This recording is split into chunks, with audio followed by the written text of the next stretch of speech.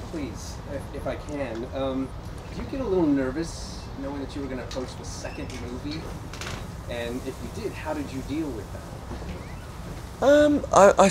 I wasn't nervous. I don't think I was ever sort of nervous. I was very intrigued as to where the story was going to drop anchor, where we were going to, you know. And then as soon as I met with Matt and he told me his vision for where he wanted to start, which was 10 years later, and to watch this evolution of the apes, you know, and enjoy that, I was so delighted and thrilled. And I just think the script, you know, it was terrific. It was absolutely brilliant. So I wasn't nervous at all. Great, great. And when you were a kid, when you watched the originals, Planet of the Apes, did you ever dream of being in?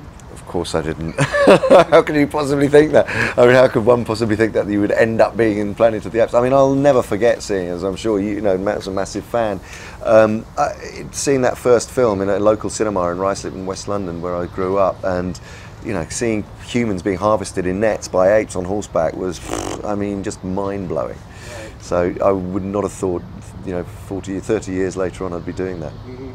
And the trust that you guys built together as you know, director, actor, how does that work? Was there a point in the film where you both realized that this is going to work? Well, it was from the first time we met, yeah, I think. I mean, it started very early, I think, because I could see, first of all, the first thing I did was I went back and actually looked, because I was so affected by Andy's performance in Rise, and I wanted to understand what it was, and I didn't know if, you know, what was motion capture, and again, not understanding the process and what was him. So I went back and I said, could you just show me all the shots of Andy, actually as Andy, not as Caesar? And I watched all the scenes, and I was so emotionally affected again, I was like, oh, so the secret is, it's him. Like, that was the big thing. And so I was like, oh, this is gonna be, it made me feel so much better, because as a director, my experience was in working with actors, and I could see that Andy was an amazing actor.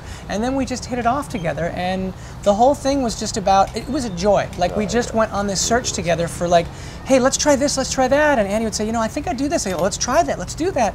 And it was really fantastic. And I have to say, much more free in that process than I ever would have guessed that a movie like this would be. A lot of times when you're dealing with sort of visual effects, you get very constrained by the visual effects. That is not the case with this technology in terms of dealing with Andy and the actors, because it becomes a situation where it's no different from others. I would say, well, where do you think you'd be? Well, tell me what, let's just, and it was exactly the same as any other small independent movie that I had made, and that was great. Now, real quick, going back to USC days, we've come a long way since the petrified forest. Now, what could you tell a college student that is gearing up to hopefully be like you one day? You know, when I was in film school, the thing that I told myself was that I would never stop until I made it. And what that meant was that if I wrote a script in school that I was hoping would sell. If it didn't sell, I was gonna write another script, I was gonna make a movie. No matter what it is, I think you have to find a story that is your voice, that you want to tell.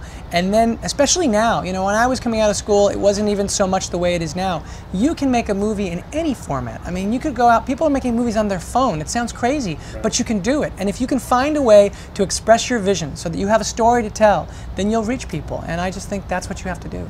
Brilliant. Gentlemen, thank you so much. Thank you. Oh, cool. Cheers, thank you. We both have families. You want to protect yours, I want to protect mine. It's our only chance for peace.